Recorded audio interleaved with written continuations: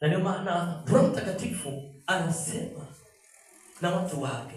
Hajalishi hauna sikio, lakini anyway yeye anasema haangalii umsikii, haangalii unamsikia humsikii.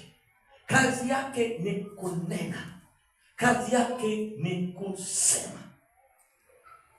Ndio maana nasema heri, maana yake wengine hawana, na walio na hilo sikio wanasikia, na walio na hilo sikio wanatunza usikivu, wanatenda, wanakuwa na utulivu usiokuwa wa kawaida, kwa sababu wana usikivu, wana uhusiano wao na Roho wa Mungu aliye hai.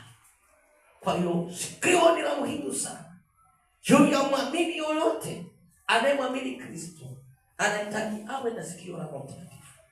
Sikio linakusaidia mambo mengi utakayoweza kuyaona, kwa sababu bila sikio huwezi ukajua hatari iliyoko mbele, huwezi ukajua mauti iliyoko mbele, huwezi ukajua shida zilizoko mbele yako.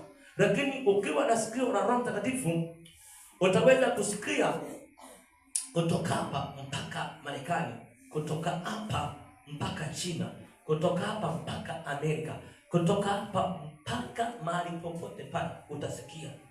Sababu ile sikio lina ajabu, sio sikio la kawaida, sio sikio la kawaida. Bwana Yesu asifiwe sana. Kwa hiyo hilo sikio linafaidisha vitu vingi malukuki ambavyo ningeweza kuvielezea.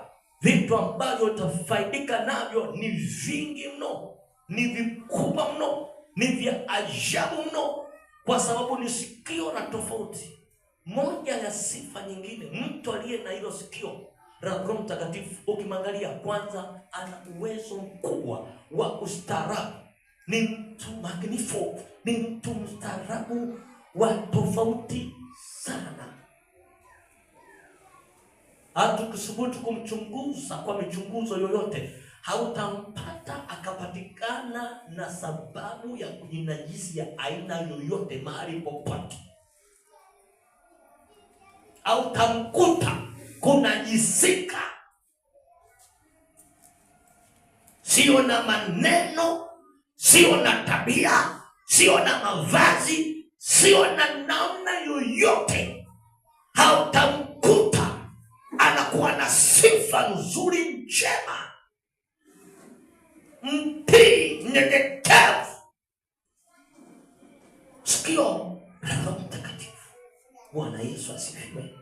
Haleluya.